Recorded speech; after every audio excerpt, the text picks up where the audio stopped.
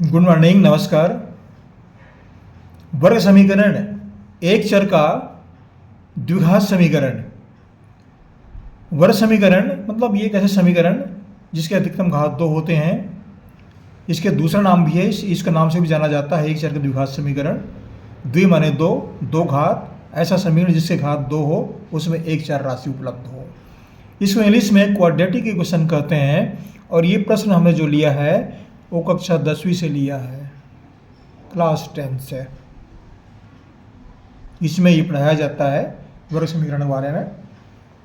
तो ये प्रश्न है, दो क्रमागत प्राकृतिक संख्याओं का गुणनफल 20 है तो वो संख्याएं ज्ञात कीजिए। कौन कौन संख्याएं हैं? आपसे कुछ कहना चाह रहा हूं मैं। आप जहां से पढ़ रहे हैं कमेंट्स कीजिएगा, पूरा पढ़िएगा और हमारे चैनल को सब्सक्राइब कर दीजिएगा।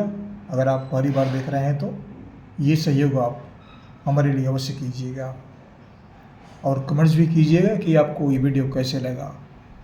ये प्रश्न हमने लिया है कक्षा 10वीं से। तो दो क्रमागत प्राकृतिक संख्याओं का गुणनफल 20 है तो संख्याएं ज्ञात कीजिए। दो संख्याओं को उत्तर प्राप्त होंगे, दो क्रमागत हैं। ये क्या कर रहे हैं यहाँ पर? क्रमागत। इनको ध्यान दीजिए। क्रमागत, क्रमागत माने क्रम से आने वाली संख्या है। जैसे 5 के बाद 6, 6 के बाद 7, 10 के बाद 11, ये क्रमागत है, क्रम से आने वाले। उसमें एक जोड़ देते हैं तो ये क्रमागत संख्या को प्राप्त हो जाता है। तो उदाहरण के लिए मान लो, हम गणित की भाषा में तो मानना ही पड़ता है। मान लो दो क्रमागत संख्या, क्रमागत संख्या, पहली संख्या मान लो हम 1 से मानते हैं। पहली संख्या मान लो 1 से है तो दूसरी संख्या होगा उसमें 1 जोड़ दीजिए तो ये क्रमागत हो जाता है। ये हो जाएगा 1 धन 1। हमको दो संख्याएं मिल गया। कह रहे हैं कि इनका गुणनफल 20 है। इन दोनों को गुणा करेंगे तो हमको 20 प्राप्त होगा, ये आशा है। तो x गुणित x धन 1 बराबर 20। कोष्ठक तोड़ दीजिए, x को x से गुणा कीजिए, x स्क्वायर फिर x से गुणा कीजिए प्लस x इक्वल टू 20। या फिर कैसे लिखेंगे इसको? वर्ग समीकरण बना दीजिए इसको।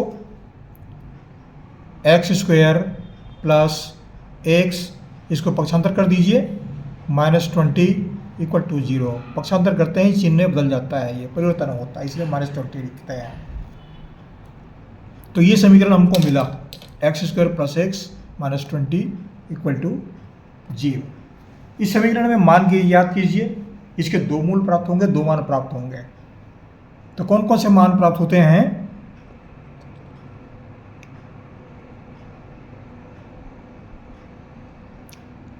एक्स स्क्वायर ये मध्य पद है, ये प्रथम पद, मध्य पद, अंतिम पद। तो ये मध्य पद को तोड़िए, इस रूप में तोड़िए कि पहले और तीसरे का गुणनफल और इसका योगफल ये प्राप्त हो। अब देखिए कैसे तोड़ेंगे इसको। X square plus 5x minus 4x -20 equal to 0। 5x में 4x घटाइए तो ये हमको मिल गया x मतलब इसको हम 1x पढ़ सकते हैं, एक छिपा हुआ है, ऐसा पढ़ सकते हैं। इन दोनों का मान जो है इसके बराबर होता है और ये मान, ये दोनों यथावत हैं अपने स्थान पर, कोई परिवर्तन नहीं है। ये कैसे आता है? ये आप मध्य पद तोड़ने की विधि जो है ना वो आप पढ़ चुके हैं, या और वीडियो में आपको पढ़ा चुका हूँ, बता चुका हूँ, उसमें आप पढ़ सकते हैं। अगर उस विधि का प्रयोग करूँ, तोड़ने की विधि, मध्य पद तोड़ने की विधि, इसको तोड़ने की विधि, तो वो समय और लगेगा। थोड़ा संक्षिप्त कर रहा हूँ मैं, ध्यान रखिएगा। इतना बातें बता देना पर्याप्त है।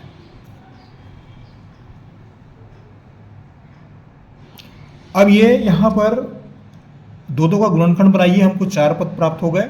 गुणनखंड बना दीजिए, इसमें से उभयनिष्ठ लीजिए एक्स ओवेनिस निकलेगा, एक्स गुणित एक्स होता है ये, तो यहाँ पर एक्स बचा, एक्स बाहर आ गया, यहाँ बचा 5। ऋण है तो ऋण आएगा, 4 को बाहर कर देते हैं, 4 पंजे 20, इसमें भी 4 है, यहाँ बचा एक्स। और देखिए यहाँ पर धन 5 है तो यहाँ पर धन 5 ही लीजिए, 4 पंजे 20 बराबर 0। ये अब ध्यान रखिए, कोष्टक में जो संख्याएं प्राप्त होती है ये हमेशा समान होते हैं, अलग अलग नहीं होते, नहीं तो यहाँ पर आप डिस्टर्ब हो जाएंगे। धन एक धन 5 है तो आप धन ही ले लीजिए, इसको हल करेंगे तो ये संख्याएं प्राप्त होंगी। अब ये दो गुणनखंड मिलकर के एक गुणनखंड बनते हैं, x धन 5 और दूसरा गुणनखंड x ऋण 4, ऐसा लिखेंगे इसको, बराबर 0। हमको दो गुणनखंड प्राप्त हो गए तो इसका मान भी 0 के बराबर है, इसका मान भी 0 के बराबर है, तो x धन 5 बराबर 0 पक्षांतर किए तो x का मान जो है ये 0 ऋण 5 होगा, या फिर इसको ऋण 5 मानिए, पक्षांतर करने पर ऐसा मान प्राप्त होगा।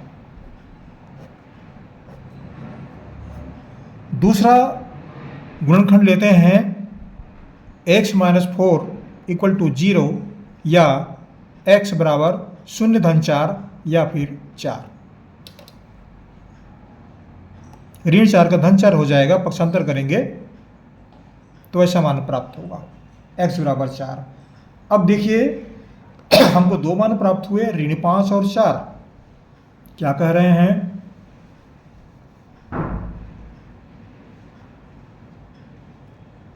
गुणनफल 20 है, संख्याएं ज्ञात कीजिए। दो क्रमागत प्राकृत संख्या, यहाँ प्राकृत संख्या कह रहे हैं।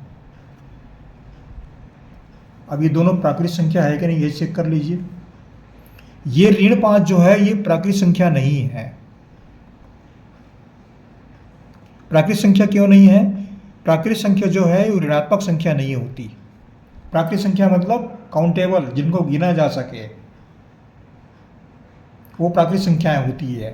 ऋण 5 जो है वो काउंटेबल नहीं है, उनको नहीं गिना जा सकता।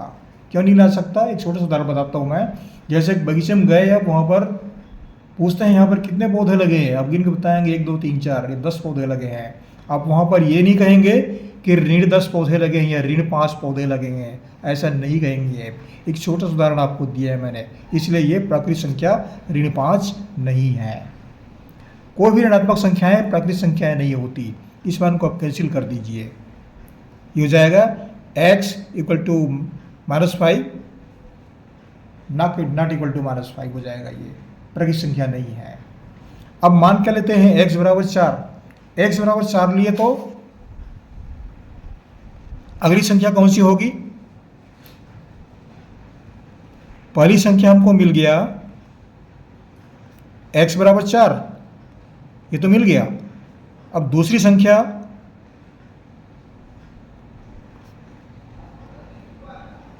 संख्या है x धन 1, तो 4 में 1 जोड़ दीजिए बराबर 5।